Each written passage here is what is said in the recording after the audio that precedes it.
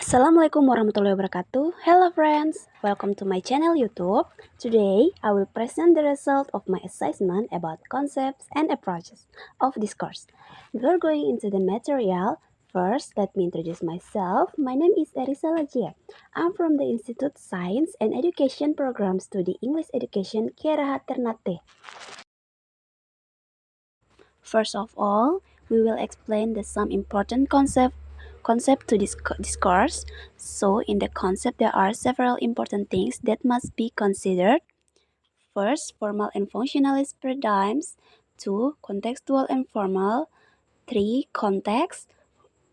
4, cohesion and coherence. After explain concept of discourse, I also explain about some important approaches of discourse, which consists of speech act theories, interactional sociolinguistic, ethnography of communication, pragmatics, and conversation analysis. Let's go to the first explanation about some important concepts. In concept of discourse, there are formal and functionalist paradigms. According to Scriven 1994, there are two categories in understanding a discourse. They are formal paradigm, in which a discourse is a particular unit of language, and functionalist paradigm, in which a discourse is a particular focus. It means in discourse analysis, the formal and functionalist paradigms are two different approaches. The formal paradigm focuses on grammatical structures and rules in language. Meanwhile, the functionalist paradigms pays for attention to the function and purpose of communication. Right into understanding and analysis discourse. Next, contextual and formal. So, contextual in discourse analysis involves understanding factors such as who is speaking, where the conversation occurs, and what the purpose of the communication is. This helps in interpreting the true meaning of the discourse. On the other, formal analysis involves examining sentence structure, word usage, and grammatical rules to understand how language is used appropriately. Next, context. Dawson defines context as situation in which we find ourselves, the actual circumstance of times and place, the here and now of the home, school, the workplace, and so on. So, context in discourse analysis is mean the situation or environment in which a conversation or text occurs. Context involves factors such as who is speaking, where the conversation occurs, what has been said previously, and what the purpose of the communication is.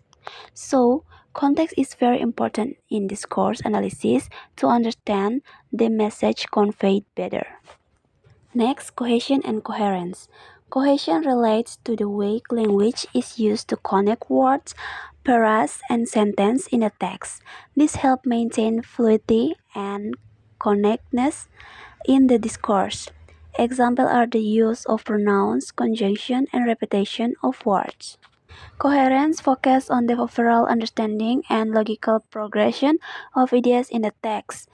It involves the organization and development of information to create a meaningful whole. So, cohesion and coherence work together to create text that is structured, easy to understand, and effective in conveying message to readers. We enter the last discussion about some important approach. Speech act theories. Speech act theories explain about learning communicative actions carried out through speech. This theory focuses on how language is used to carry out actions such as ordering, asking, making promise, expression, opinions, and so on. Interactional sociolinguistic. Interactional sociolinguistic is an approach to discourse analysis that emphasizes the importance of social context and interaction between speakers in understanding language use. This refers to social status, identity, and cultural. Next, ethnography of communication. Ethnography of communication is explained about emphasize the study of language and communication in specific cultural and social contexts.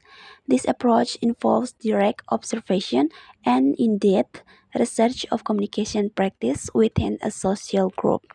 Pragmatics. In discourse analysis, pragmatics help us understand how the true meaning of an utterance is determined by social context, shared assumption, and communication goals. Last, conversation analysis. Conversation analysis explains is this approach the study of the structure and patterns of interaction, such as sharing turns in speaking, mutual understanding, and speech acts in conversation.